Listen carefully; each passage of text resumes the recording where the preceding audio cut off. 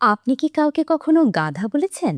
আমরাও অনেক সময় ভুল করলেই মজা করে বা রাগ করে বলি, আরে গাধা। কিন্তু আজকের ভিডিও দেখার পর হয়তো আপনি আর কোনোদিন কাউকে গাধা বলবেন না।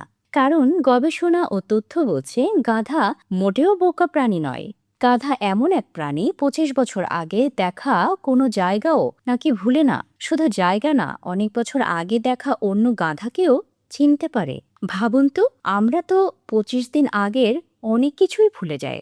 অনেকে ভাবে গাধা জেদি তাই বোকা, কিন্তু বাস্তবে এই জেদ হলো ভেবে না দেখে ঝুঁকিতে না যাওয়া।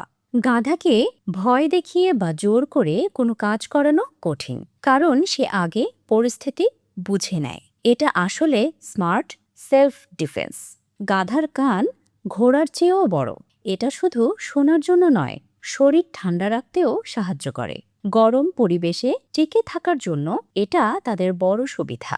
একটি গাধা মরু পরিবেশে 60 মাইল দূরের অন্য গাধার সঙ্গে যোগাযোগ রাখতে পারে। মানে প্রকৃতির ভেতরেও তাদের আছে শক্তিশালী যোগাযোগ সক্ষমতা। আমরা ভাবি গাধা শুধু বোঝা টানে, কিন্তু বাস্তবে বিশ্ব সভ্যতার অনেক ভারী কাজেই গাধা ছিল প্রধান সহকারী। মিশরের ঐতিহ্যবাহী স্থাপনায় ব্যবহৃত অনেক ধাতু বহন করা হয়েছে গাধায়। গ্রিসে সংকীর্ণ পাহাড়ি পথে কাজের জন্য গাধা ব্যবহার। রোমান সেনাবাহিনীতে কৃষি ও পণ্য বহনে গাধা গুরুত্বপূর্ণ ছিল।